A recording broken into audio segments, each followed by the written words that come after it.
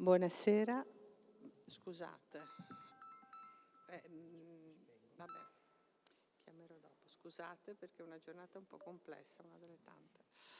Allora, buonasera, grazie per essere qui alla presentazione e soprattutto più che la presentazione, una condivisione di quanto il professor Manno, che ringrazio, è riuscito a condensare nel volume, ma soprattutto in questa conferenza che ritenevamo importante perché voi sapete che il dipinto a olio intitolato La battaglia di Lepanto, la meravigliosa e gran vittoria data da Dio ai cristiani contro turchi agli scogli curzolari l'anno 1571, fu acquistato dal Museo Corrare nel 1937 ed è questo il punto di partenza dell'analisi e dello studio del professor Manno, che identifica nell'opera realizzata da un artista anonimo vicino ai modi della bottega di Paolo Veronese una trasposizione di una silografia pubblicata a Venezia nel 1572 da Domenico De Franceschi.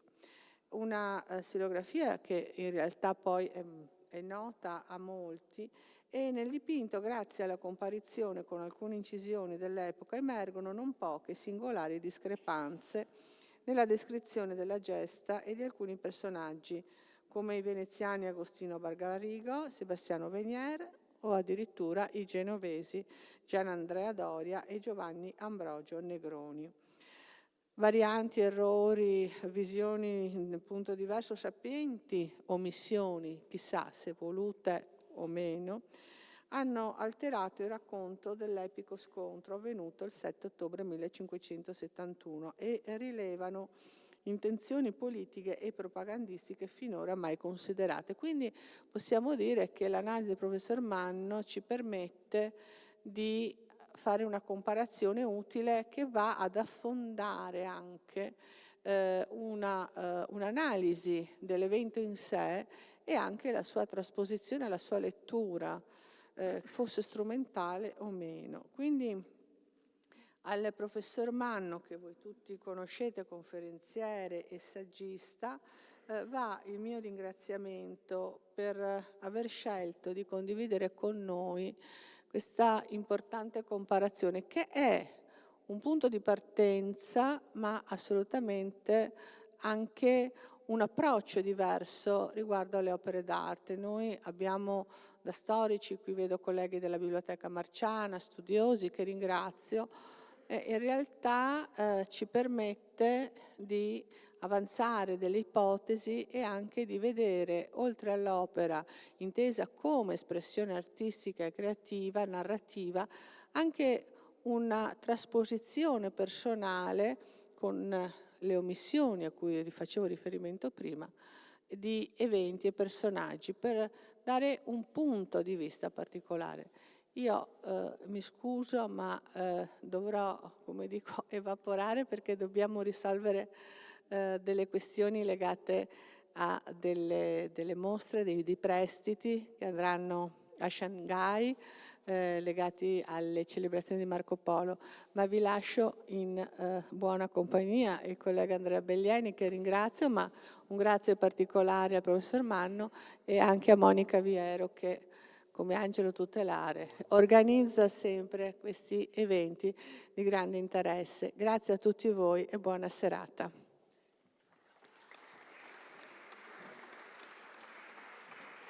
Ecco, grazie, mi sentite? Sì. Ecco, a me è il compito gradito di presentare il professor Manno.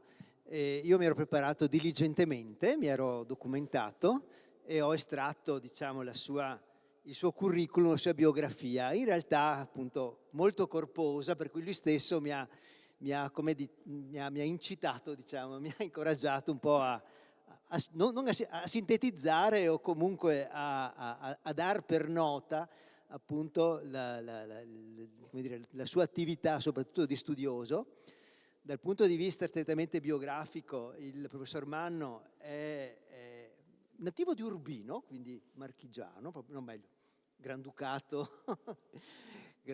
di Montefeltro, ma radicato ormai a Venezia. A Venezia è stato bibliotecario, è stato soprattutto un docente, un amato docente, direi, da parte naturalmente dei suoi allievi, che ha incoraggiato e sostiene continuamente, anche diciamo dopo, diciamo, la fine della sua attività di docente, e continuando appunto a incitare appunto questi suoi allievi nelle vie della conoscenza, della storia dell'arte e in generale della conoscenza, perché una delle caratteristiche del professore è certamente di essere uno storico dell'arte, ma in realtà di essere un curioso un po' di tutto. Certamente molto di arte, ma anche molto di storia, di iconografia, e su questi suoi interessi ha costruito un proprio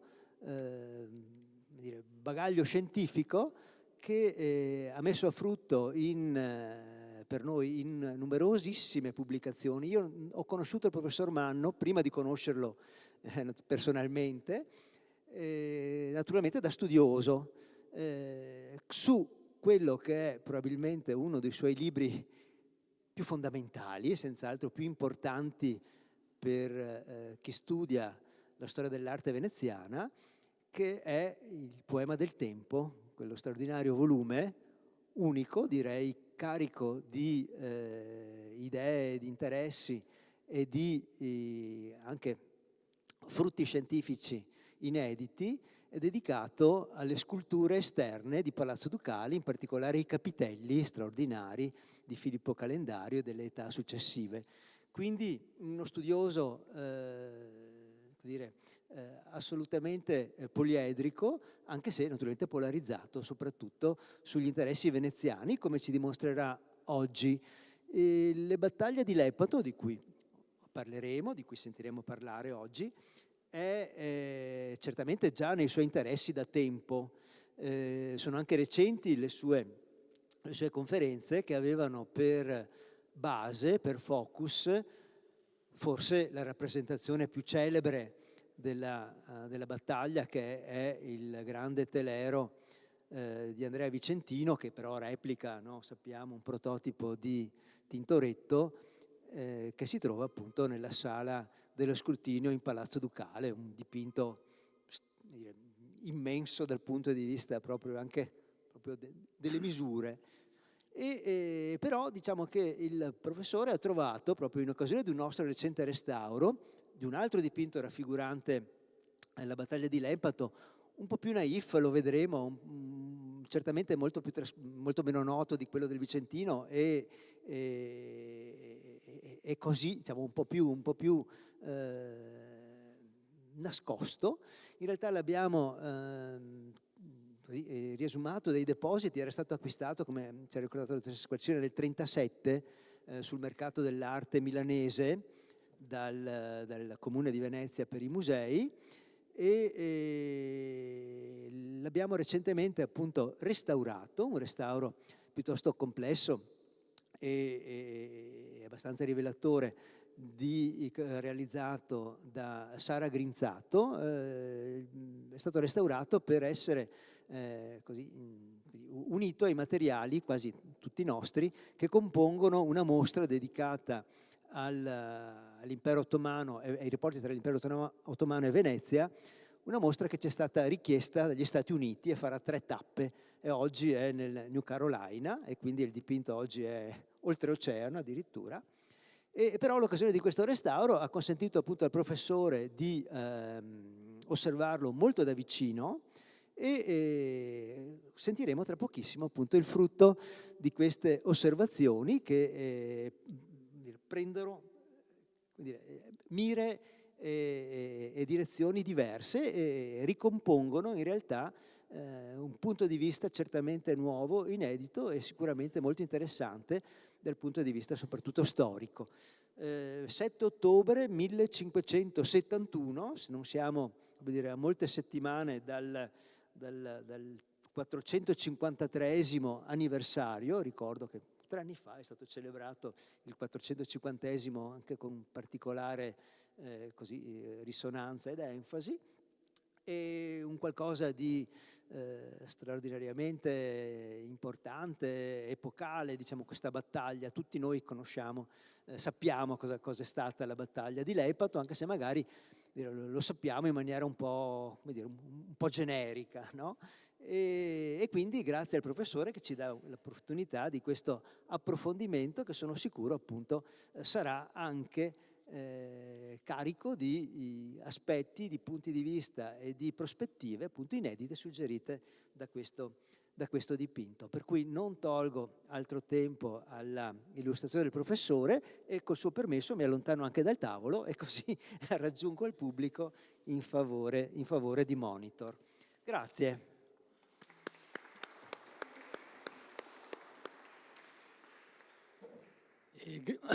Senti, facciamo delle prove di microfono perché mi sentite bene? Sì.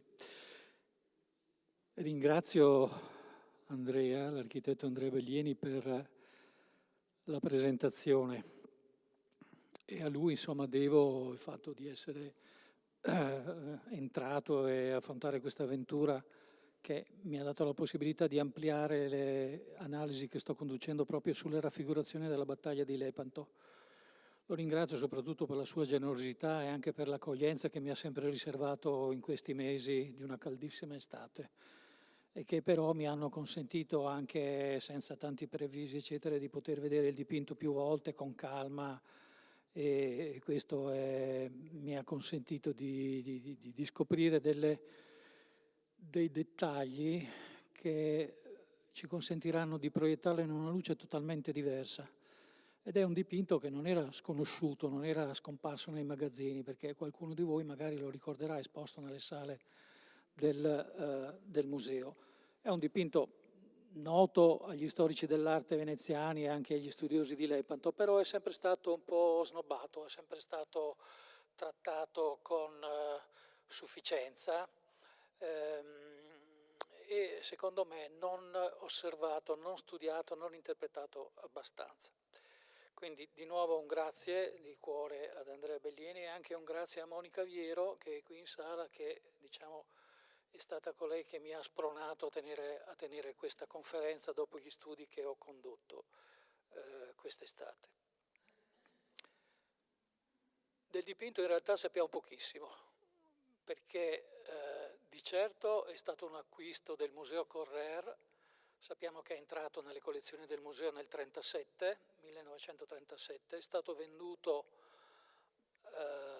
da una signora milanese che si chiamava Luigia Uboldi ed è stato acquisito quando il Museo Correr era diretto da Giulio Lorenzetti, che voi sicuramente conoscete per la sua famosissima guida, ma anche perché è stato uno degli storici veneziani più prolifici, più interessanti del Novecento.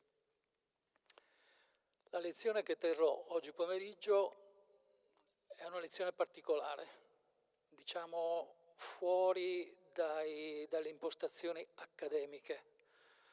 Tanto è vero che non mi occuperò di attribuzioni e di datazioni di questo dipinto, anche se però possiamo collocarlo in un certo ambito.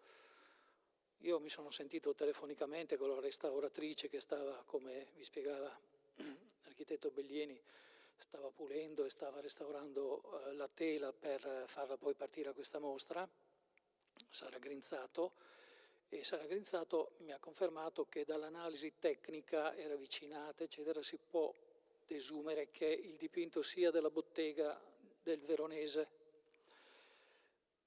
Mi fermo qui, nel senso che il mio compito stasera non sarà quello di andare a scoprire di chi è questo dipinto, anche perché se non salteranno fuori dei documenti molto evidenti, sarà difficile poi identificare un autore. Lo si potrà fare magari nei prossimi anni con un'analisi stilistica più circostanziata, ma ripeto, non è di questo che voglio parlare stasera. E anche per la datazione. La datazione, secondo me, si muove tra il 1580 e 90, ma anche qui mi consentirete di non addentrarmi appunto in questioni molto specialistiche E mi permetto di rimandarvi a un saggio che verrà pubblicato appunto nel bollettino del Museo Correr, e che anche di questo ringrazio Andrea Veglieni. E in questo saggio poi ci saranno delle spiegazioni più circostanziate su questioni che io stasera non solleverò. Di cosa parleremo? Di quali aspetti parleremo questa sera? Parleremo di aspetti iconografici e quindi attraverso una comparazione con altre incisioni dell'epoca vedremo quali sono le varianti e le similitudini fra queste incisioni e la tela in esame, ma parleremo proprio di iconologia e quindi ci occuperemo del contenuto, dei contenuti del dipinto. E proprio parlando di iconologia potremmo formulare un'ipotesi che ci potrebbe portare, che almeno ci potrebbe mettere sulla buona strada proprio per l'attribuzione e per la datazione. Affrontare il tema, anzi direi il mito della battaglia di Lepanto di questi tempi, con le guerre in atto alle soglie dell'Europa, comporta sempre il rischio di interpretazioni fuorvianti, che tenderebbero a leggere il passato in funzione del presente. E di questo non voglio minimamente parlare, perché io sono qua in una veste particolare, che è quella dello storico dell'arte, ma sia pure di sfuggita, vi voglio ricordare che il 7 ottobre, che è il giorno di Lepanto, nel 2001 le truppe americane hanno invaso l'Afghanistan e sempre il 7 ottobre del 2023, cioè dell'anno scorso, Hamas ha sferrato il suo attacco a Israele. Per questo parliamo di mito, perché è una battaglia che nel corso dei secoli ha acceso patriottismi di varia natura, revanchismi, vendette, eccetera, eccetera. Ma non è il tema di cui ci occuperemo, ma affronteremo le questioni, come vi dicevo prima, di iconografia e di iconologia. E in particolare vorrei definirlo quasi un nuovo metodo per interpretare i dipinti su Lepanto, che sto mettendo a punto proprio in questi mesi. È un metodo che ci porta a una conclusione relativa al fatto che questo dipinto sia stato utilizzato già nel Cinquecento, ma anche tanti altri dipinti sulla battaglia, come strumenti di propaganda politica. Badate bene che questi dipinti siano stati un modo per affermare il primato dell'Occidente e della cristianità è una cosa risaputa da tutti gli storici dell'arte. Ma se noi andiamo ad analizzare meglio i modi in cui è stata raffigurata la battaglia in corso, e quindi se andiamo a guardare attentamente quali sono i protagonisti che vengono menzionati e quali sono quelli che invece vengono rimossi dal racconto, come si svolgono gli scontri fra una galera e l'altra durante la battaglia. Se andiamo a restringere il campo di osservazione su dei dettagli che fino ad oggi sono stati completamente ignorati dagli storici dell'arte, perché per far questo occorre una conoscenza approfonditissima dell'andamento degli scontri attraverso le relazioni dell'epoca, attraverso gli avvisi che erano queste notizie che venivano date, attraverso le relazioni svolte dai protagonisti davanti ai rispettivi senati e istituzioni. Se noi andiamo a ricostruire e a documentarci strettamente su questi dettagli e li riportiamo, ne facciamo tesoro per capire e per interpretare i dipinti su Lepanto, ci accorgiamo di alcune sfumature e di alcuni usi che sono stati fatti di questi dipinti che fino ad oggi ci erano sfuggiti. C'è comunque un legame tra questi dipinti del Cinquecento e quello che sta accadendo oggi. Questo legame è una constatazione mia personale, che è la seguente. che in guerra la prima vittima è la verità. E adesso vedremo cosa succede con la tela che abbiamo di fronte. È una tela che ci fa cogliere lo scontro avvenuto nel Golfo di Patrasso. La battaglia è nota con il porto più vicino, che è quello di Lepanto, dove sono ammassate nella realtà più di 200 galere tra la Lega Cristiana e quella turca, ma che i dipinti non potevano raffigurare una per una, e quindi diciamo tutti i dipinti su Lepanto sono delle semplificazioni.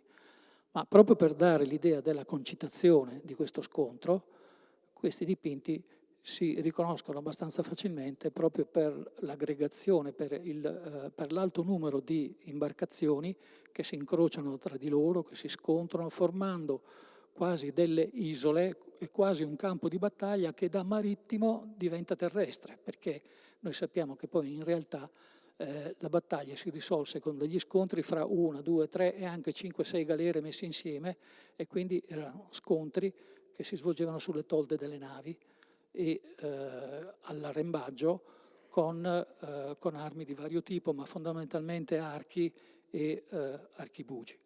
Allora, prima di entrare nel vivo dell'analisi di questo dipinto, ci serviamo di questa immagine e possiamo dare un'occhiata, magari ingrandendolo di più per avvicinarci e per capire. Partiamo dall'alto, vedete che qui c'è un'apparizione divina, poi dopo entreremo, ne parleremo, e qua giù sullo sfondo ci sono delle navi che per l'effetto dello schiacciamento prospettico sono sovrapposte, sono molto ravvicinate tra di loro, e a dir la verità sono anche, diciamo, le più piccole per l'effetto della lontananza, per l'effetto prospettico che i pittori dovevano rispettare. Voi dovete sapere che le raffigurazioni sulla battaglia di Lepanto, questo al di là del dipinto che stiamo guardando insieme, quindi parlo delle incisioni, ma degli affreschi, sono famosi quelli delle Gallerie Vaticane e di tanti altri cicli celebrativi sulla battaglia di Lepanto, queste raffigurazioni sono tutte orientate geograficamente.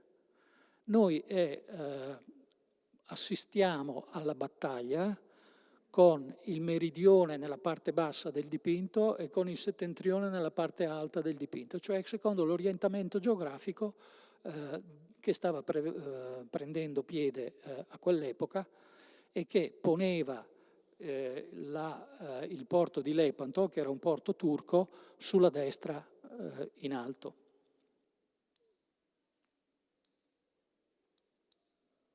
Allora, vediamo se riesco a farvelo vedere. Ecco, sì, questo qui è il porto di Lepanto, qui ci sono le sue 2 torri a difesa, ecco, ed è orientato in questo caso a nord-est.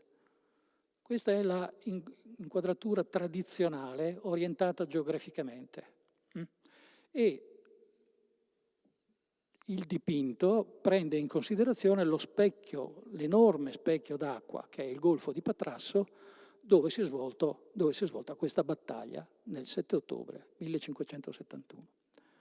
Quindi è ovvio che se io guardo verso nord, le navi che si trovano verso nord sono quelle più lontane, quindi le più piccole e, se vogliamo, da un certo punto di vista anche le meno considerate. Mentre invece, se guardo al centro della battaglia, le proporzioni aumentano, e la cosa molto interessante, soprattutto per il nostro dipinto qui del museo, è che osservando le navi nella parte inferiore del dipinto, quindi guardando da meridione, queste navi sono maggiori per le loro proporzioni, e quindi si può apprezzare meglio quello che hanno fatto, le loro azioni, si possono vedere meglio i loro comandanti e così via. Quindi si può seguire in primo piano, diciamo così, la grande scena di Lepanto. Chi osserva il dipinto, è come se noi fossimo degli spettatori a teatro, diciamo in platea, possiamo vedere molto bene gli attori che sono sull'orlo del palcoscenico, cioè a meridione. Tanto è vero che, se voi vedete, le imbarcazioni che stanno qui nella parte bassa del dipinto sono sicuramente quelle più quelle dipinte con maggiori dettagli, con gli armigeri, i vessilli, dettagli costruttivi delle imbarcazioni, mentre invece salendo verso il centro della battaglia e poi riportandoci a nord dove vi dicevo, le imbarcazioni diventano quasi indecifrabili, anche se però dobbiamo dire che nella tela del Correr ci sono delle didascalie, vedete, ci sono delle scritte che indicano i nomi dei capitani delle rispettive galere, sia turchi che cristiani. Sia turchi che cristiani. Bene, detto questo, mi permettete un attimo di cambiare le diapositive.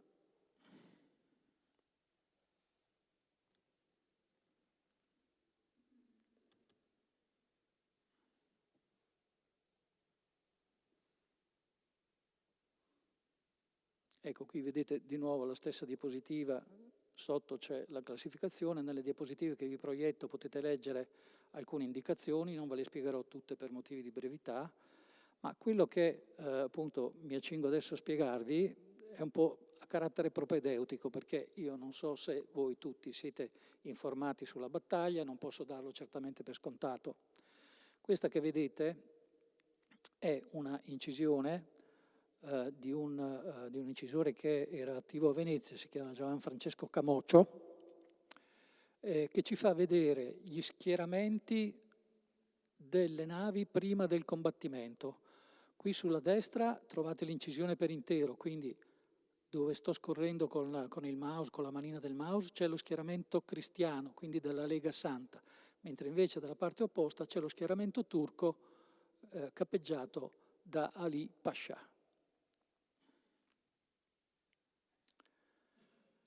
Io ho ingrandito lo schieramento occidentale, lo schieramento cristiano, per darvi alcune nozioni che sono fondamentali per poi capire meglio quanto vi dirò sulla tela.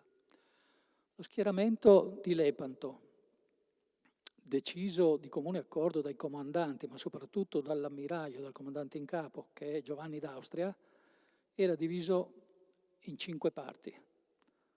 Abbiamo una parte delle galere cristiane schierate al centro, va bene? Poi abbiamo 2 ali che vengono chiamati corno sinistro e il corno destro che voi vedete qui. Dietro lo schieramento centrale c'è una squadra di soccorso affidata al comando di uno spagnolo, quindi per Filippo II, Alvaro de Bazan, marchese di Santa Cruz.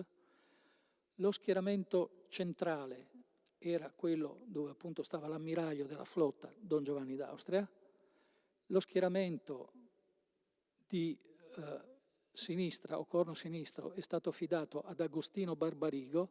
Agostino Barbarigo è un personaggio che ci interessa perché era un veneziano, era provveditore generale dell'armata veneziana e naturalmente il fatto di avergli affidato il comando del corno sinistro era considerato un grandissimo onore, ma era anche un fatto dovuto perché Venezia era fra le maggiori potenze che avevano contribuito in numero di galere alla costituzione di questa flotta che doveva affrontare la temibile armata turca.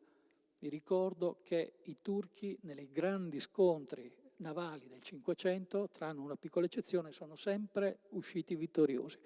Quindi questo è stato uno scontro epocale perché occorreva fermare l'armata turca.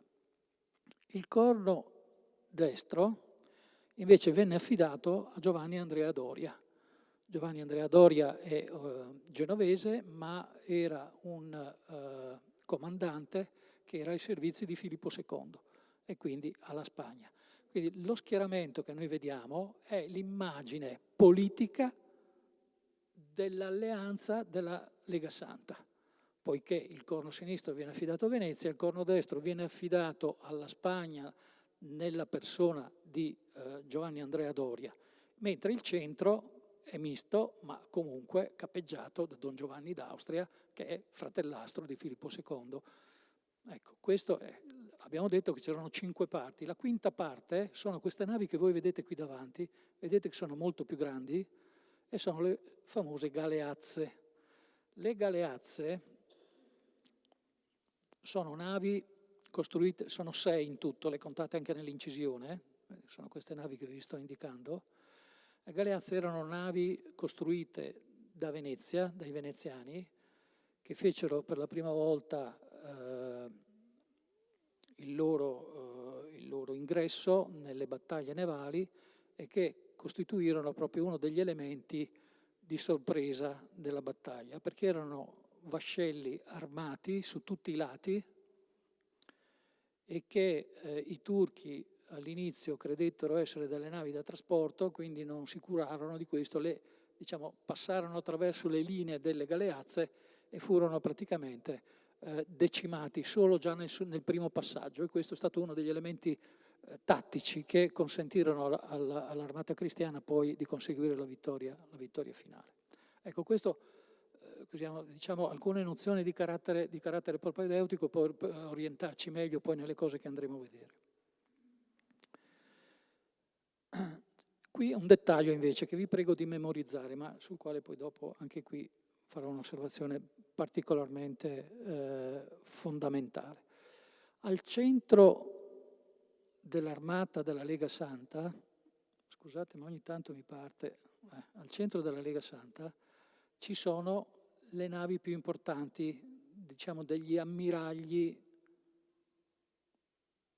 mandati da Venezia e dalla Spagna e l'ammiraglio della flotta stessa. Noi siamo sicuri di queste disposizioni perché abbiamo degli elenchi scritti che sono stati predisposti da Don Giovanni d'Austria proprio per stabilire che ogni galera prima dell'attacco avesse quella posizione e non un'altra, erano degli ordini di battaglia. Io qui ho stralciato questo ordine che poi più tardi è stato dato alle stampe per farvi vedere come erano disposte le 3 navi al centro della battaglia. Noi al centro della battaglia troviamo Don Giovanni d'Austria, generale capitano della Lega, come leggete. A babordo, cioè sul fianco sinistro, troviamo Sebastiano Venier, va bene, quindi l'ammiraglio della flotta veneziana, e a destra troviamo Marcantonio Colonna, che è il generale capitano di Sua Santità, perché tra le potenze che allestirono la flotta, ma soprattutto che consentirono di stringere questa Lega Santa, c'è proprio la Santa Sede nella persona di Papa Pio V, il quale nominò Marcantonio Colonna come proprio campione, come proprio ammiraglio. Quindi voi vedete che durante lo schieramento iniziale, al centro della battaglia, alla nostra sinistra, stanno queste 3 navi. Quindi troviamo al centro Don Giovanni, a babordo Venier, a tribordo, cioè sulla destra, Marcantonio Colonna. E entriamo nel vivo della nostra interpretazione di questo pomeriggio. Il dipinto del Correr è singolare perché in genere una incisione può essere ricavata da un dipinto, ma il dipinto del Correr è un caso al contrario, perché noi sappiamo, ormai si può dimostrare facilmente, abbiamo dimostrato facilmente, che il dipinto del Correr è una restituzione ingrandita di un'incisione pubblicata nel 1572. Chi ha realizzato il dipinto del Correr qualche anno più tardi, circa 10-15 anni più tardi, è stato chiamato a riprodurre la battaglia, poi vedremo, faremo un'ipotesi su chi è il probabile committente, è stato chiamato a riprodurre la battaglia e naturalmente era molto tardi, dopo 10-15 anni era anche difficile reperire i testimoni. Quindi la cosa più semplice da fare era quella di tornare indietro, di recuperare delle incisioni e da queste incisioni trovare la fonte o le fonti per realizzare la tela. Quella che vedete è una delle numerose incisioni che sono state prodotte nel 1572, quindi l'anno dopo la vittoria, e che anziché farci vedere lo schieramento iniziale, ci fa vedere il combattimento nel pieno degli scontri che sono scoppiati tra le varie galere nelle varie parti degli schieramenti. Una delle incisioni più importanti da questo punto di vista è quella che vedete qui e che è stata pochissimo considerata dagli storici dell'arte, pochissimo studiata, anche per una ragione molto semplice, che è molto rara e quindi è difficile trovarla e poterla esaminare di persona. Questa incisione esce, come abbiamo detto, nel 72 ed è pubblicata da Cesare Vecellio, che è imparentato con Tiziano. Il Vecellio è un artista che si è formato nella bottega del Tiziano, aveva una stamperia, faceva l'editore, eccetera, eccetera, ma non vi voglio parlare di lui. Ma la sua iniziativa ebbe un notevole riscontro a Venezia, perché fu probabilmente una delle prime, ma se non fu la prima in assoluto, difficile dimostrarlo, è sicuramente tra le tante incisioni che raffigurano lo scontro navale di Lepanto, quella che ottenne un privilegio di stampa. Questo significa che è ben indicato all'interno dell'incisione. Questo significa che all'incisione del Vecellio venne accordata un certo senso di ufficialità, perché dare il privilegio significa, insomma, il privilegio è il copyright dell'epoca, diciamo, però dare il privilegio significava anche avere delle persone che lo approvavano l'incisione, e approvando l'incisione, il disegno e la narrazione che all'interno di questa incisione avviene, significava che c'era un assenso ufficiale della Repubblica di Venezia nei confronti dell'incisione di Vecellio.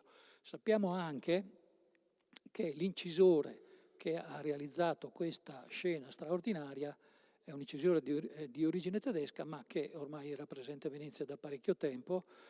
Il suo nome italianizzato, volgarizzato è Cristoforo Guerra, il suo nome tedesco è Christophorus Krieger, che ha realizzato anche, ha inciso, è un bravissimo incisore su legno, ha inciso anche altre opere per Cesare Vecellio. Quali sono le caratteristiche di questa incisione? Beh, intanto la veduta spettacolare del Golfo di Patrasso. Vedete, inquadrato appunto, come vi dicevo, anche in questo caso da sud a nord, con Lepanto sulla destra. Poi c'è una grande cornice attorno alla quale sono rappresentati dei fatti minori o particolari, ma la peculiarità di questa incisione è che non raffigura tutte le imbarcazioni, ne raffigura solo alcune, mettendo in evidenza i fatti eroici, le azioni eroiche di maggior spicco, raccontate poi dai testimoni stessi della battaglia. E qua e là, ma pochissime, ci sono anche le prime didascalie, le prime diciamo, indicazioni scritte sui nomi dei capitani delle galere, oppure sugli episodi che stanno accadendo. Insomma, è una specie di illustrazione che sta tra il giornale fotografico e il giornale, gli avvisi che venivano dati in quell'epoca, che mette insieme questi due mezzi di comunicazione, la scrittura, la didascalia, la menzione dell'episodio, e invece un'immagine diretta, quantomeno fatta credere tale, dei fatti avvenuti nel Golfo di Patrasso, che ebbero un'enorme fortuna, perché il pubblico che non partecipò alla battaglia ma che ne comprese la importanza poteva avere a casa sua, diciamo, questa esposizione e magari ripercorrerla narrando le gesta, individuando alcuni personaggi che erano noti e così via. C'è un'altra incisione che vi voglio far vedere, adesso la scorro velocemente, secondo me la più bella della serie, non ve le farò vedere tutte, me ne faccio vedere solo pochissime. Questa incisione è stata ideata da Martino Rota. Martino Rota in realtà è originario di Sebenico, ma era presente a Venezia da parecchio tempo. È, a mio avviso, l'incisione più raffinata, più bella, tra quelle che rappresentano lo scontro della battaglia di Lepanto. Però è un'incisione, diciamo, destinata a un pubblico di élite, mentre quella di Krieger, di Cristoforo Guerra era un po' per tutti, perché aiutava a capire e individuare i protagonisti con le didascalie.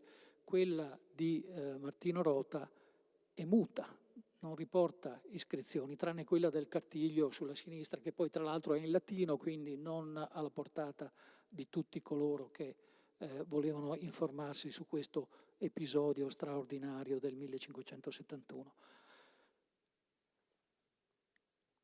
E veniamo invece alla incisione che ha determinato, che ha influenzato direttamente il dipinto del Museo Correr. Questa incisione, che è intitolata La miracolosa et gran vittoria data da Dio ai cristiani contro i turchi, è stata pubblicata da un editore che si chiamava Domenico De Franceschi, sempre nel 1572. L'incisione di De Franceschi ha delle strette attinenze con le incisioni precedenti. Per una dimostrazione più circostanziata, ecco, mi permetto ancora di rimandarvi a questo saggio che uscirà a breve, credo, nel bollettino del museo. Però alcune di queste attinenze le vedremo proprio nelle prossime diapositive. Che cosa voglio dire con questa osservazione? Che se noi vogliamo capire bene il pensiero che ha mosso il pittore, per ora anonimo, del dipinto del Museo Correr, non solo dobbiamo fare un raffronto fra l'incisione di De Franceschi, che vedete qua, e che è sicuramente la fonte diretta del dipinto, ma dobbiamo conoscere le relazioni che ci sono con le altre incisioni e capire meglio il ragionamento, il racconto, la storia che è stata narrata nel dipinto del Correr. Lo vedremo in maniera dettagliata, però una prima osservazione sull'incisione del De Franceschi. Intanto riduce ulteriormente il numero degli scafi, sono molto di meno di quelli di Cristoforo Guerra.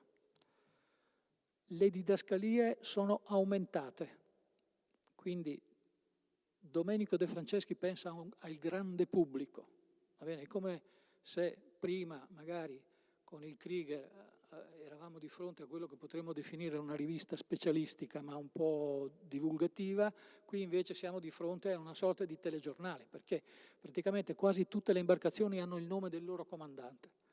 Quindi anche se io non so nulla, posso prendere l'incisione di De Franceschi e capire uno per uno dove sono dislocati gli eroi di Lepanto e addirittura avere il nome del loro antagonista, dei loro acerrimi nemici e di coloro che hanno affrontato in un dato settore del Golfo di Patrasso. Quindi è un'operazione di divulgazione enorme, tanto è vero che l'incisione di Domenico De Franceschi ha avuto una fortuna straordinaria, tanto da essere poi da penetrare in tutta Europa e da essere presa come spunto in numerosi altri dipinti, in numerose altre opere figurative della battaglia. Oltre ad avere questo alto numero di didascalie, però, e questa è una differenza rispetto al dipinto del Correr, l'incisione di De Franceschi potremmo dire che è equilibrata. È equilibrata. Perché dico questo? Perché se io andassi ad esaminare nel dettaglio le incisioni di prima o anche altri affreschi sulla battaglia di Lepanto, vedrei che il racconto della battaglia si sposta per mettere in risalto magari più l'operato della Spagna, oppure magari se l'incisione o l'affresco è realizzato a Roma, mette in evidenza più l'operato di Marcantonio Colonna, che è il comandante delle truppe papali, e così via. Cioè, le rappresentazioni di Lepanto oscillano a seconda del contesto in cui sono realizzate e del tipo di propaganda e di esaltazione che vogliono portare avanti. Potrei dire che invece la incisione di De Franceschi, realizzata a Venezia sempre nel 72, è una raffigurazione che cerca di dare il merito a tutti i partecipanti della battaglia e di non negare la presenza ai principali protagonisti. Quindi è un resoconto di questo episodio storico che tende a essere obiettivo, che tende a non trascinare la narrazione più da una parte piuttosto che dall'altra. Questo nell'insieme, tranne ciò che è avvenuto al centro della battaglia. Perché se noi andiamo a esaminare De Franceschi e andiamo a vedere che cosa ci racconta, che cosa accadde secondo di lui, ma secondo chiaramente coloro che glielo hanno riferito, le scelte che De Franceschi ha fatto, noi vediamo che è successo qualcosa di straordinario che finora non è mai stato rilevato, e adesso ve lo faccio vedere. Questo lo possiamo saltare. Incominciamo allora l'analisi di questo dipinto del Correr utilizzando le incisioni che vi ho detto. La prima osservazione che possiamo fare è quella che nel dipinto, che è quello che voi vedete qui in basso, c'è un'apparizione divina. Il titolo che viene dato al dipinto del Correr è la meravigliosa vittoria data da Dio. Se voi guardate l'incisione invece qua sulla destra di De Franceschi, anche qui c'è un'apparizione divina. Ma De Franceschi però usa il termine miracolosa et gloriosa, eccetera, eccetera. È quasi come se De Franceschi volesse mettere in risalto, volesse sottolineare che la battaglia di Lepanto tutto sommato è avvenuta per l'aiuto fondamentale del Padre Eterno e quindi volesse mettere in evidenza l'aspetto divino, l'aspetto della divina provvidenza che ha consentito questa vittoria inaspettata dopo tutto, perché non si sapeva l'esito. Era molto rischioso, quindi nessuno era in grado di poterne prevedere l'esito.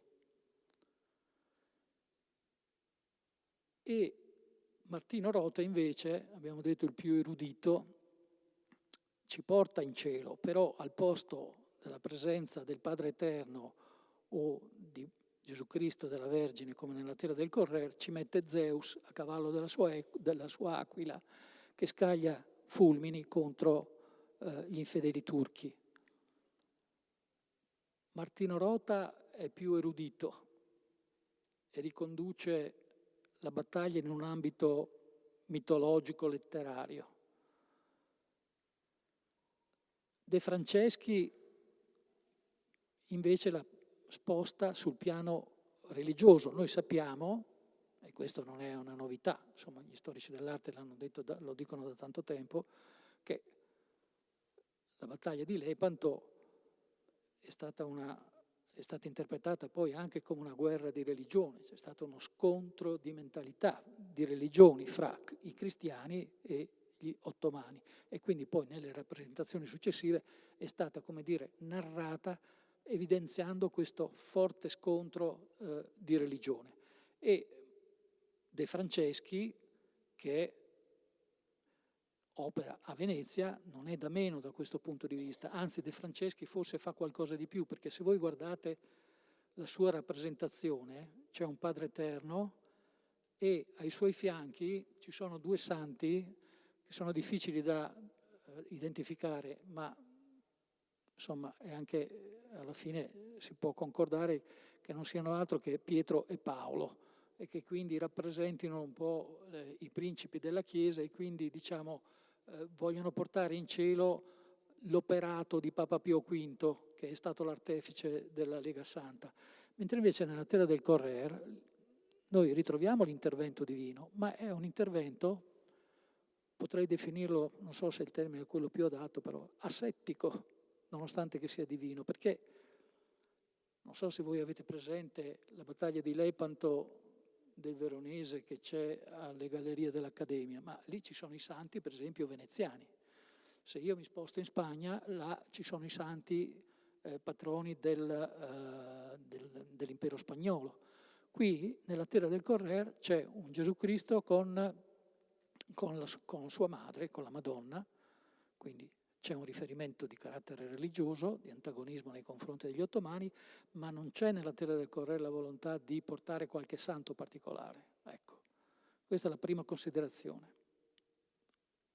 E adesso entriamo proprio nel vivo e andiamo a vedere che cosa succede nella tela del Correr e quali altre preziose notizie possiamo ricavare dal raffronto con le incisioni che vi ho introdotto sia pure brevemente.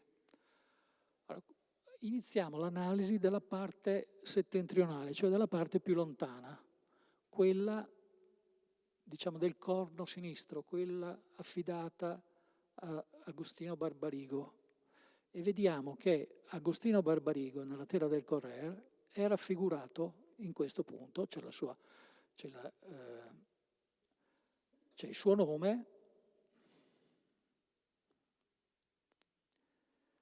nome, ma se io vado a vedere l'incisione di De Franceschi,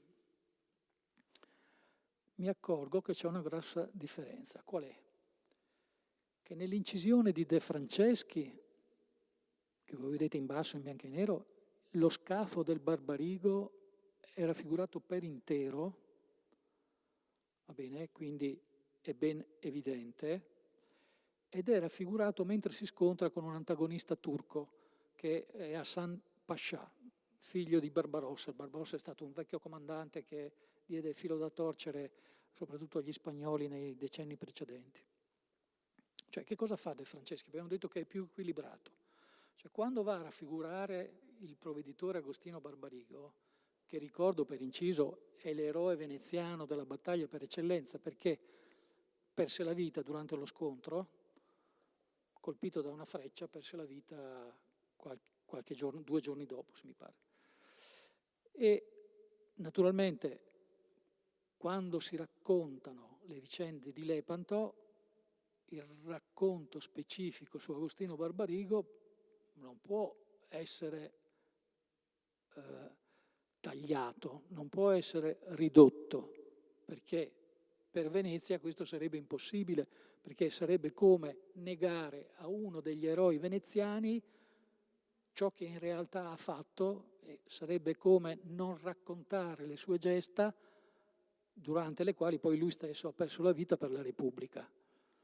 E quindi la tela del Correr ci pone un problema.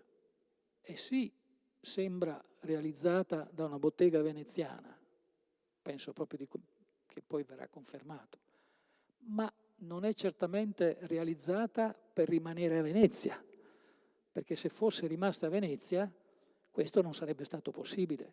Cioè un committente veneziano non avrebbe mai gradito una censura sull'eroe della Repubblica, non avrebbe mai gradito che questo eroe, sì, viene menzionato,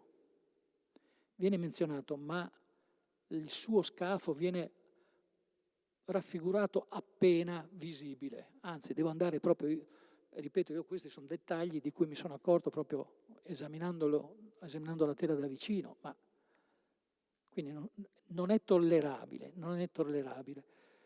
Cioè la tela del Correr incomincia a sollevare, a farci venire dei dubbi, cioè che sia stata realizzata a Venezia, ma probabilmente non con l'intenzione di farla rimanere qui, cioè con l'intenzione di spedirla altrove, ma soprattutto di apportare al resoconto che si può trarre dall'incisione del De Franceschi, apportare delle variazioni, dei tagli, delle cesure. Parlando in termini attuali, è come se io avessi un bel documentario sulla battaglia di Lepanto, con tanto di immagini, con tanto di interviste a tutti i protagonisti, con indicati tutti i protagonisti, e questo è De Franceschi, va bene? Poi chiedo 15 anni più tardi a qualcuno di rifarmi un documentario su quella battaglia, però non mi interessa che vengano fuori tutti, quindi taglia questa intervista, questo scafo lo taglialo ma lo fai più corto e così via, no?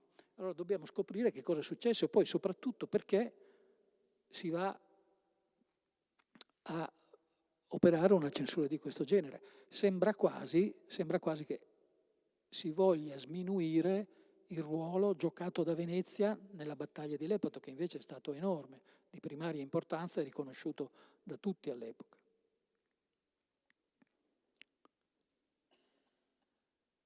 Un altro dettaglio, siamo sempre nella parte alta, cioè nel corno sinistro della battaglia, cioè quindi dopo Bragadin e dopo un altro protagonista che è Antonio da Canal, viene raffigurato Ambrogio Bragadin. Ambrogio Bragadin è uno dei capitani delle 6 galeazze che vi mostravo prima, quindi di una di queste navi potentissime, dotate di decine di bocche da fuoco.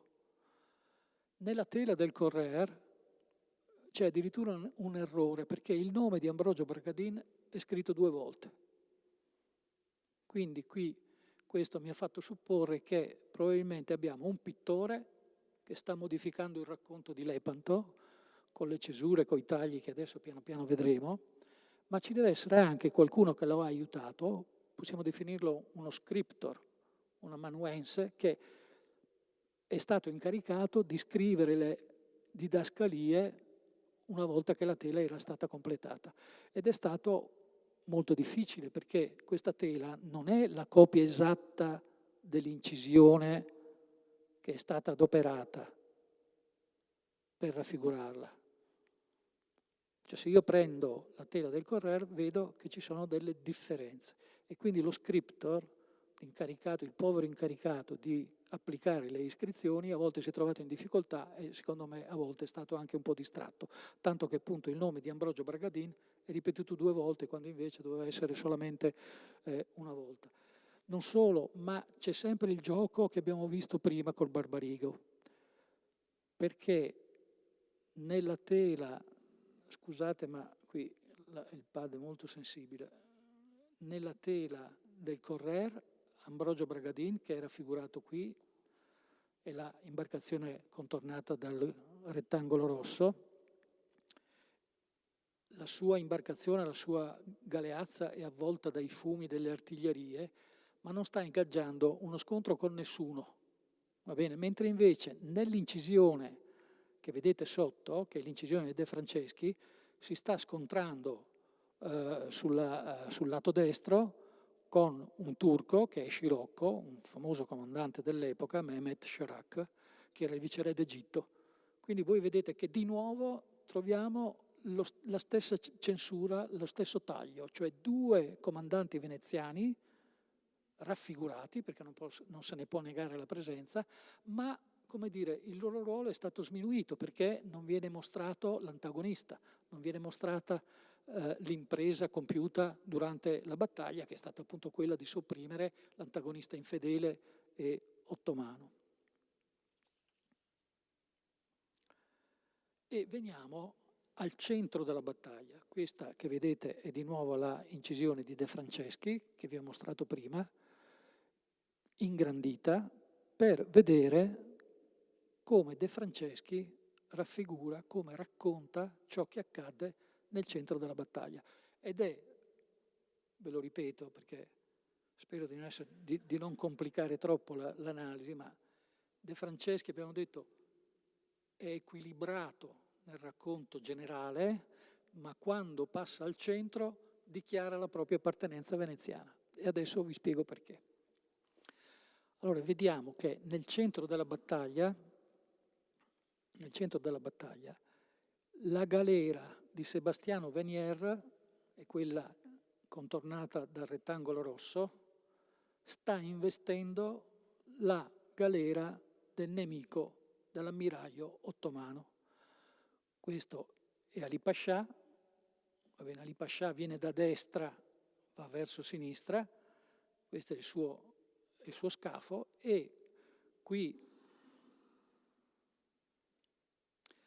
vediamo Venier che in diagonale va a speronare la galea di Ali Pascià e dietro lo scafo di Venier intravediamo lo scafo di Don Giovanni d'Austria, che a sua volta, assieme al Venier, va a investire la prua di Ali Pascià. Questo è ciò che viene raccontato da De Franceschi.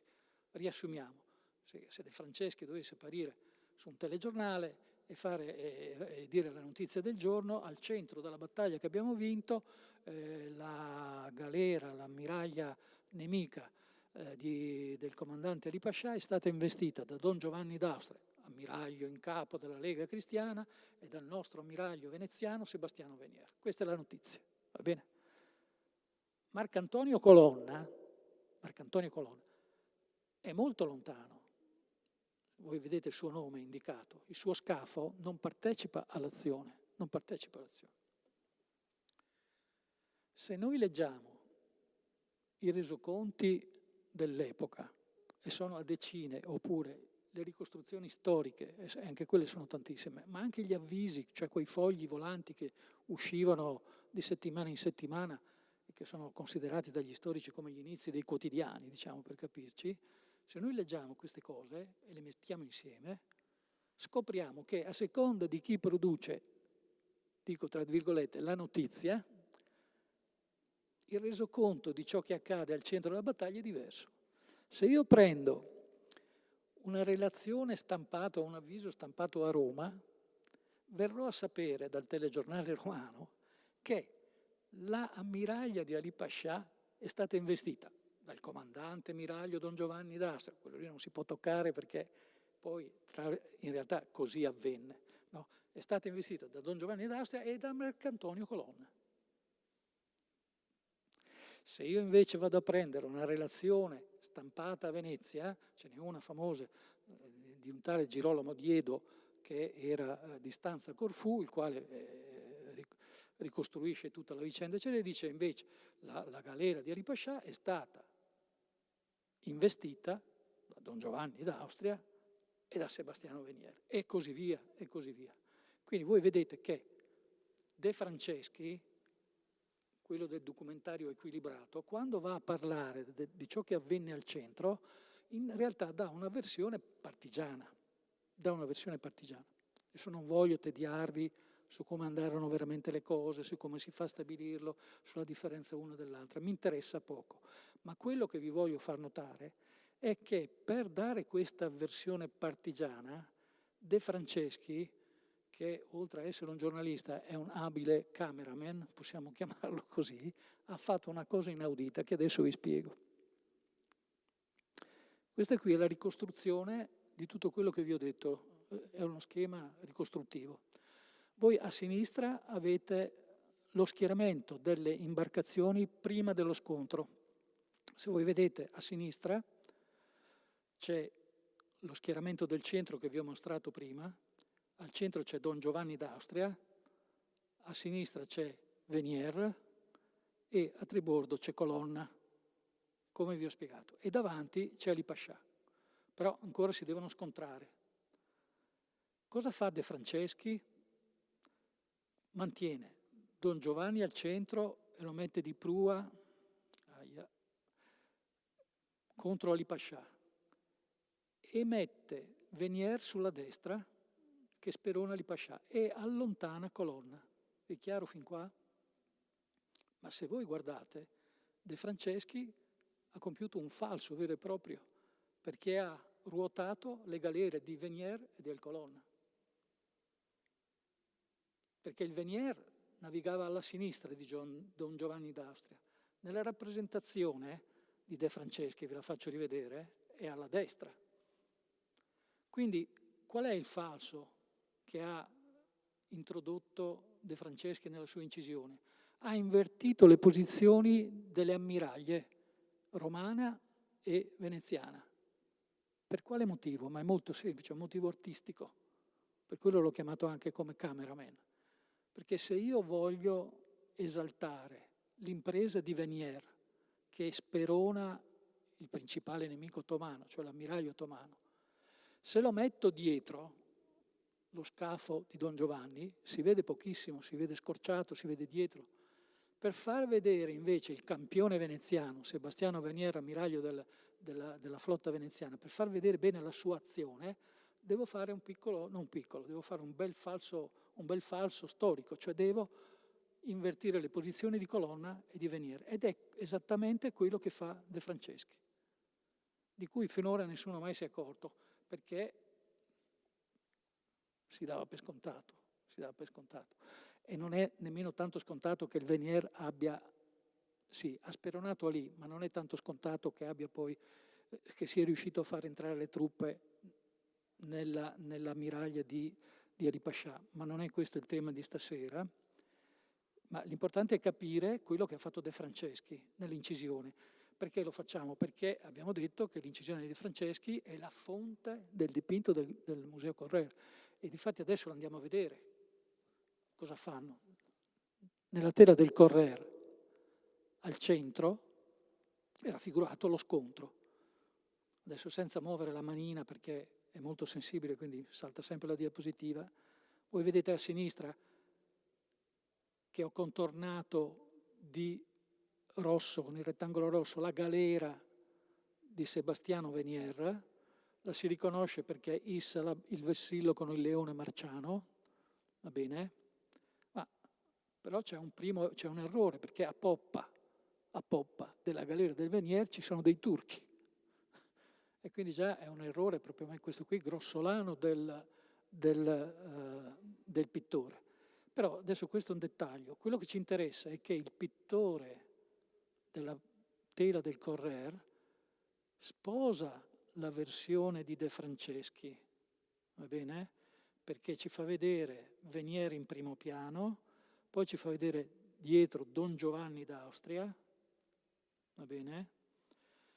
E quindi, diciamo, ricalca la versione di De Franceschi. Addirittura, siccome Marcantonio Colonna lo riconosciamo perché è qui, vedete questo è il vessillo papale, con le chiavi di San Pietro, Marcantonio Colonna nella versione del Corriere è ancora più lontano, è ancora molto più lontano. Queste sono scelte anche politiche, perché vuol dire che qui qualcuno ha chiesto di allontanare il campione della Santa Sede perché è meglio metterlo molto in secondo piano, laggiù in fondo, in mezzo alla concitazione della battaglia. Non si nega la sua presenza perché c'è il nome, c'è il vessillo, eccetera, però è lontano dallo scontro cruciale, perché qui si scontrano chi? I campioni delle rispettive armate. Quindi chi è presente è colui che ha contribuito di più alla vittoria di Lepanto, per capirci. E fin qui va bene, ma qui c'è una novità che avevamo visto assieme con Andrea poi mentre si guardava la tela, perché se io ricordo la narrazione di De Franceschi, Don Giovanni d'Austria e Venier, chi è che vanno a investire? Vanno a investire la galera ammiraglia del nemico Ali Pascià. Nella tela del Correr la galera non c'è più. Cioè se voi guardate le due navi, Don Giovanni e Venier, vanno tutte e due nel nulla, cioè vanno a investire in una nuvoletta, non c'è più la galera di Ali Pascià.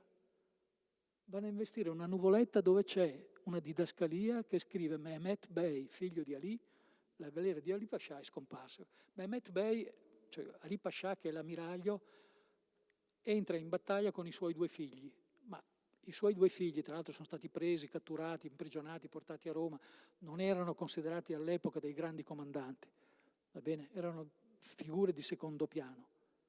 Ma se io da questa tela tolgo la nave ammiraglia nemica principale e poi tra l'altro la tolgo proprio davanti a coloro che secondo i racconti l'hanno investita e catturata e sconfitta, è ormai evidente che nella tela del Correr si sta a tutti i costi cercando di sminuire non solo l'operato di Venezia, perché questo ormai è evidente, perché tutti i principali protagonisti veneziani nella parte del corno sinistro abbiamo visto che fine hanno fatto, ma addirittura si toglie a Venier la grande presunta vittoria su Ali Pascià. Questo vuol dire che io ho un committente che mi sta chiedendo, insomma sì, fai le cose, copia l'incisione, però insomma cerca di dare qualche taglietto al racconto, Tra l'altro, la tela del Corriere riporta anche un errore madornale che qui mi fa dubitare che lo scriptor di cui vi parlavo prima non fosse per niente al corrente della battaglia, non sapesse quasi niente, perché se voi guardate l'iscrizione che riporta il nome del Venier, adesso ve la indico, è qui, ecco, in questo punto qui, vedete? Ed è dipinta su questa nave, su questa galera, ma la galera del Venier è questa. Quindi lo scriptor si è sbagliato anche nel mettere la didascalia, perché avrebbe dovuto metterla sullo scafo rosso. Noi sappiamo che la galera di Venier era rossa, ma poi tra l'altro ce lo dice anche il vessillo marciano qui, no? Invece di scrivere qui lungo questa pavesata della galera il nome del Venier, è andato a scriverlo nell'imbarcazione sottostante, che tra l'altro è una galera di colore verde, e il verde è il colore tipico delle galere ottomane. Quindi c'è un pasticcio incredibile nel centro di questa tela, perché sparisce la galera di Ali. Al posto suo si mette il nome di un figlio, ma non si mette nemmeno l'imbarcazione. Il colonna sparisce in mezzo all'orizzonte.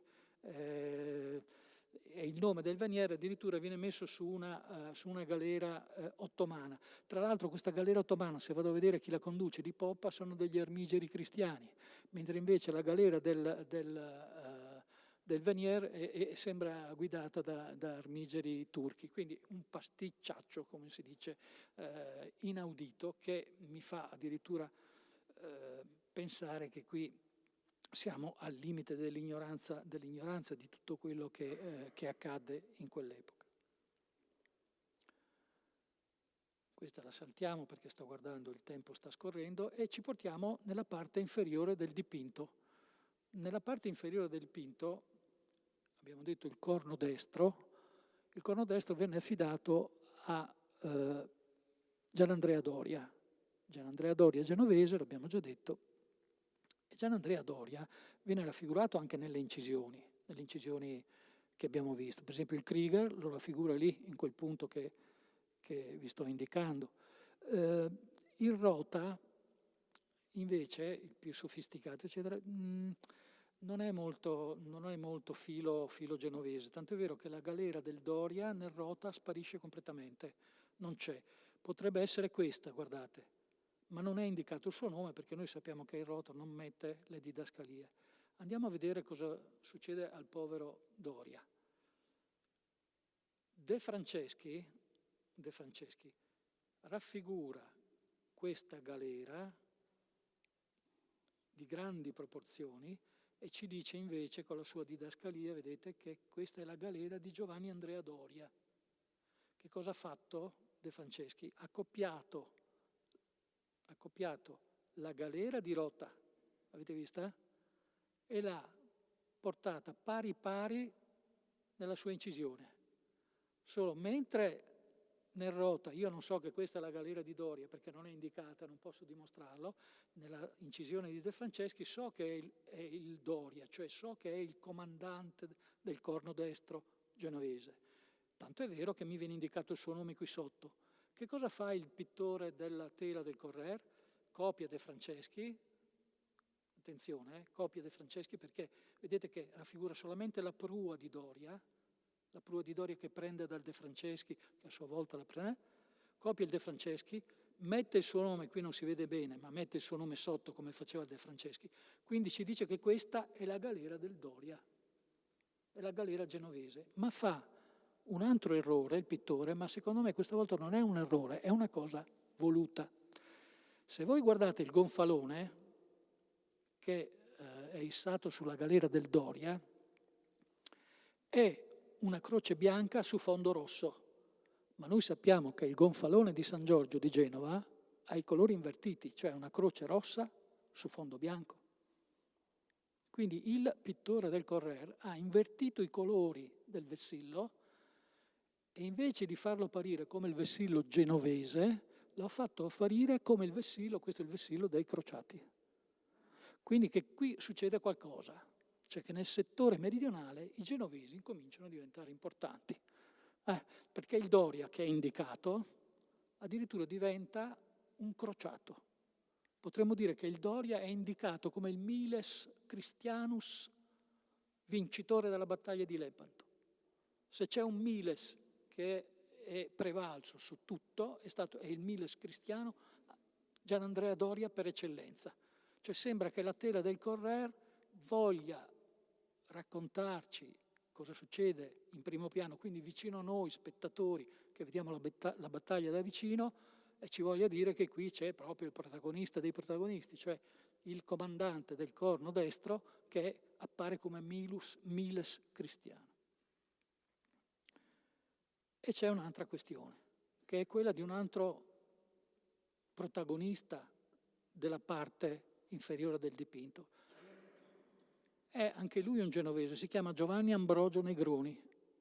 Giovanni Ambrogio Negroni è menzionato, è indicato dal Krieger, è indicato dal Rota ed è indicato da De Franceschi. Quindi è uno dei partecipanti che si è messo in evidenza, ma del quale però sappiamo pochissimo. Se incrociate le decine e decine di documenti che abbiamo, parlo di quelli del Cinquecento, su Giovanni io sono diventato pazzo, perché dico, ma questo qua è importantissimo, chissà che cosa ha fatto durante la battaglia di Lepanto. In realtà sappiamo pochissimo di quello che lui ha fatto. Certamente si è distinto, ha partecipato, eccetera, eccetera, ma non è che sia ricordato dagli storici dell'epoca come uno che ha compiuto particolari azioni eroiche di tipo navale in quello scontro. Però Negroni diventa importantissimo, tant'è vero che, e siamo arrivati alla fine del nostro esame di stasera, nel dipinto del Correr è ben evidenziata la sua galera, che la vedete a sinistra, e addirittura viene raffigurata con altrettanta attenzione ai dettagli la galera del suo nemico, che in questo caso è Cafer Pascià di Tripoli. E quindi il sospetto, non la certezza, ma il sospetto è che il dipinto del Correr, proprio per aver sminuito intenzionalmente o per ignoranza a volte l'operato veneziano, proprio per aver messo in secondo piano l'operato spagnolo e veneziano al centro, il dipinto del Correr sembra quasi fare un favore, o quantomeno sembra quasi commissionato per esaltare le imprese che avvengono nel margine inferiore. Sono le imprese di Doria e di Negroni, cioè di due protagonisti genovesi. Qui in questo caso nella galera del Negroni vedete il vessillo asburgico, ma perché le galere genovesi erano affittate da Filippo II, però diciamo fanno parte sempre di Genova, e il fatto che questo vascello, questa galera venga rappresentata con tanta enfasi mi fa sospettare che il dipinto del Correr, di cui non conosciamo l'originaria provenienza, sia stato commissionato, non dico dallo stesso Negroni, probabilmente da una confraternita genovese, probabilmente dalla famiglia, è difficile dirlo perché non abbiamo documenti di nessun genere, ma senz'altro, dopo tutto il viaggio che abbiamo visto, il sospetto diventa molto forte, perché il racconto propende veramente dalla parte genovese, in quanto questo è dimostrato da quello che viene raffigurato nella parte inferiore del dipinto. E l'ultimo dettaglio è che proprio in questo punto del dipinto viene raffigurata la fuga di Uluk Ali, era noto anche col nome di Occhiali, era uno dei comandanti più rinomati della flotta turca, che noi sappiamo dalle cronache riuscì a riportare, a salvare dai 30 ai 40 galere, sulle quali poi negli anni successivi è stata ricostruita l'armata turca. La fuga di Uluk Ali, nelle cronache, viene raffigurata, viene raccontata, viene descritta come una delle conseguenze delle manovre genovesi. Qui ci sarebbe da poi entrare nei dettagli perché le versioni sono diverse, perché noi sappiamo per esempio che il Doria viene accusato anche di codardia, di aver compiuto delle manovre che non doveva effettivamente fare, eccetera, eccetera, ma queste sono questioni che, se volete, se vi possono interessare, posso rispondere dopo. Sta di fatto che questa fuga non è altro che il coronamento di questa tendenza filogenovese della tela del Corriere, e siamo arrivati appunto alla conclusione, ma la mia conclusione non può che essere quella che vi menzionavo all'inizio della mia esposizione, che è appunto la prima vittima della guerra è la verità. Grazie.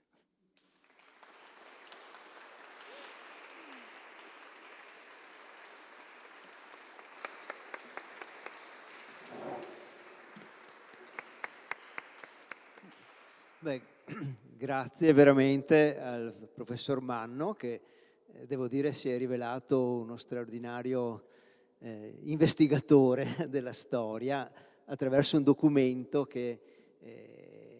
un pseudodocumento, no? Che ricostruisce la storia. Come diceva Agatha Christie, no? Per fare una prova ci bastano 3 indizi, ma il professor Manno ne ha trovati ben più di 3 per come dire, svelare questa singolare matrice genovese in un dipinto veneziano, no? Proprio siamo veramente in un campo veramente di particolare interesse e così curiosità. E allora, qualche domanda da parte vostra? Immagino di sì. Dai, pronta. Andiamo subito.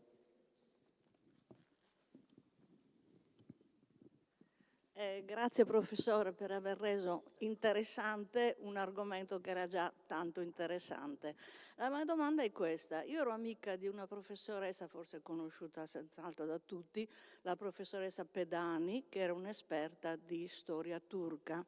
E parlando con lei della battaglia di Lepanto, lei mi diceva: guarda, in tutti i nostri testi noi ne parliamo come di un grande successo della cristianità, ma da tutti i verbali, le letture fatte nel mondo ottomano, viene definita come una tiratina alla barba del profeta, cioè cambia completamente. E infatti ha detto non ha avuto in quell'immenso impero le conseguenze che noi invece attribuiamo nel nostro trionfo. Ma a parte questo, la mia curiosità era questa: esistono dei dipinti, comunque delle prove scritte da parte ottomana di quella che è stata la battaglia di Lepanto, cioè lo schieramento nostro, diciamo, è riportato anche in documenti turchi e lo schieramento turco compare anche nei loro documenti in modo da poter raffrontare quanto noi diciamo. Questa è la mia domanda, grazie. Sì, allora comincio dall'ultima parte. Sì, esistono. Quelli che sono a Istanbul incominciano a studiarli in modo approfondito adesso, ma sono già noti fin dall'Ottocento. Ci sono alcuni studiosi, soprattutto tedeschi, che li hanno potuti consultare, interpretare non in maniera corretta, eccetera, però insomma esistono e stanno studiandoli in maniera approfondita adesso. Noi però abbiamo dei documenti altrettanto interessanti, perché dopo la battaglia ci sono stati fatti moltissimi prigionieri turchi che sono stati interrogati e le loro dichiarazioni sono state riportate in campo, diciamo, cristiano. Certamente sono documenti che bisogna prendere con molta cautela, perché le dichiarazioni turche sono state tradotte e poi probabilmente anche in parte alterate. Ma io vorrei invece riprendere quello che lei diceva a proposito di quanto riferiva la Pedani, che è nota per i suoi studi sui turchi. Allora, è chiaro che la sconfitta è stata cocente, perché l'armata turca è stata distrutta, sono stati fatti migliaia di prigionieri ridotti in schiavitù, riscattati, eccetera. Quindi l'impero turco, per quanto uno possa dire, ha preso veramente una batosta notevole. Però bisogna dire a onor del vero che Ulucali, che è stato nominato poi ammiraglio della flotta, nell'aprile del 72, cioè quindi l'anno dopo la battaglia di Lepanto, si è presentato sui mari con una flotta, se non pari, addirittura per numero di vascelli superiore a quella dell'anno prima. Quindi vuol dire che la Turchia aveva dei mezzi produttivi straordinari. Lo sapevano tutti, soprattutto i veneziani. Allora si può dire che la battaglia di Lepanto non ha contato niente, beh insomma è un discorso abbastanza complesso. E sicuramente ha dato morale all'Occidente perché è stata la prima grande sconfitta di un'armata che si pensava invincibile. Ha giovato molto a Venezia perché l'uso delle galeazze, l'alto numero di galere inviate dai veneziani, come dire, gli ha consentito di tenere alta la reputazione della forza di Venezia sul mare. Non che poi questo abbia cambiato i destini di Venezia, però diciamo che sono stati reputati ancora per qualche decennio in maniera accettabile. Non c'è stato quel cambiamento che si pensava. Ma le racconto un aneddoto che non è mio, che è raccontato dalle fonti veneziane. All'epoca c'era l'ambasciatore veneziano a Costantinopoli, era Marcantonio Barbaro, era il bailo, ed era molto amico del corrispondente turco, che era una specie di presidente del consiglio di allora, Sokollu Mehmet Pasha, il quale l'ha chiamato e hanno conversato, eccetera, eccetera. E Sokollu dice al Barbaro: voi ci avete tagliato la barba, noi un braccio. La barba ricresce, il braccio no. Grazie, se ci sono altre domande. Io intanto ringrazio il professor Manno perché oltre a una lezione iconografica, iconologica di grande interesse, ci ha anche fatto una lezione sul mercato dell'informazione pubblica nel Cinquecento, no? Per cui con tutte le declinazioni, quelle legate a quello che lui accennava prima, tutti gli avvisi, le gazzette, l'enorme quantità di materiale tipografico che uscì negli anni immediatamente successivi alla battaglia di Lepanto, no? Che quindi privilegiavano l'una o l'altra narrazione, facendoci riconoscere dei meccanismi e delle dinamiche proprie del mondo della comunicazione contemporanea anche, no? Per cui fake news, ricerca della veridicità, spaccio della veridicità più da una parte piuttosto che dall'altra delle informazioni, e poi la propaganda naturalmente, quindi grazie anche per questo. Se ci sono altre domande, altrimenti grazie. Ricordiamo la conferenza di domani pomeriggio. Sì, allora chiudo ringraziando ancora una volta il professor Manno e ricordo che appunto è già stato detto, questo studio con ulteriore dovizia di dettagli, di particolari, di riferimenti bibliografici, iconografici, lo troverete prossimamente nel nostro prossimo bollettino, uscirà presumibilmente in dicembre, lo stiamo terminando la redazione e stiamo cominciando l'impaginazione, per cui ti arriveranno le bozze presto. E allora volevo darvi un appuntamento per domani, se volete impegnare 2 serate consecutive, ve ne diamo al Corriere, ve ne diamo la possibilità. Domani sera qui ci sarà un incontro molto interessante per noi, certamente importante, si presenterà uno studio molto corposo in lingua inglese. È lo studio che la Duke University del North Carolina, assieme all'Università di Padova, ha intrapreso sul nostro De Barbari, la grande veduta di Venezia, di cui il Corriere, come voi sapete, possiede le straordinarie matrici lignee, e verrà appunto presentato questo studio appunto molto interdisciplinare, molto ricco, che credo sveli molto di questo straordinario documento, di questa straordinaria veduta realizzata nell'anno esatto 1500, questa fotografia incredibile della Venezia nell'anno 1500, quindi appuntamento per domani, sempre alle 17 qui al Correr. E poi niente, se volete approfittare così in fine serata del caffè e del tè, che in previsione di un clima un po' più rigido avevamo predisposto per voi, per cui insomma, buona serata e a presto. Grazie Antonio. Prego. Insomma, non avevo dubbi che È un po' complicata però. No.